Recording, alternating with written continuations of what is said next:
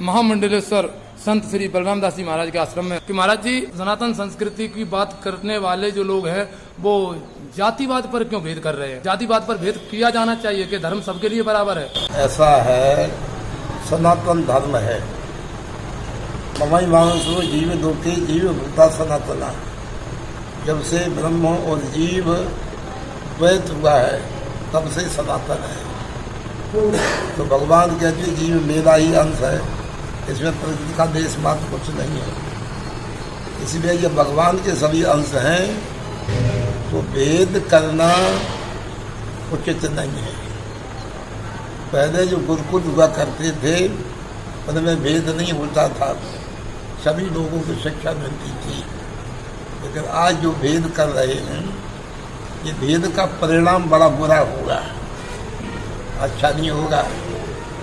इसलिए पुनः जो है गुरुकुलों की स्थापना शुरू होगी और जब बीमारी बिल्कुल कट जाएगी।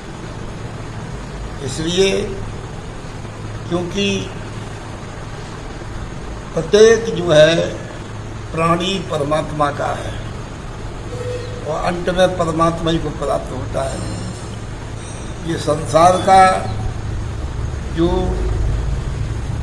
आज वितंडावाद चल रहा है ये अज्ञान है, ज्ञान नहीं है। किसी के साथ में जैसे एक शरीर में 4 वर्ण हैं, ब्राह्मणोस मुखमासीद बाहु राजन्या कथा पुरुष तदस्य दृश्य पदभ्याम गुरुसूदो अजायता।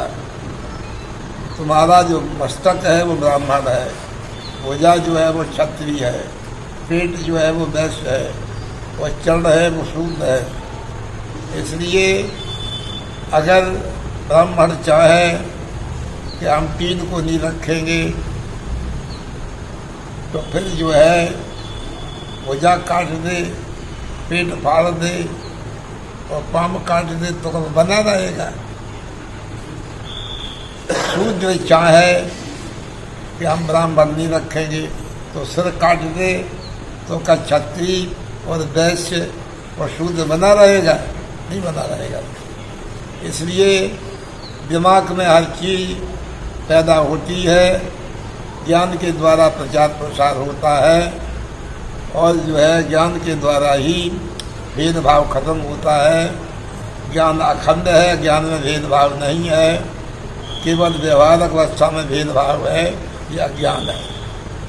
इसलिए पहले जो है परंपरा बहुत ही अच्छी थी और भगवान चाहेंगे तो वो परंपरा पुनः लागू होगी और ये बीमारी खत्म होगी। जो हमारे समाज में भेदभाव है, जो कुष्ठ रोग है और ये सबको परेशान करता है और भेदभाव जब तक खत्म नहीं होगा और तब तक संगठित नहीं होंगे और संघे शक्ति कल जुगे और जब तक संग नहीं होगा तब तक किसी वस्तु पर जो है विजय प्राप्त नहीं होगी।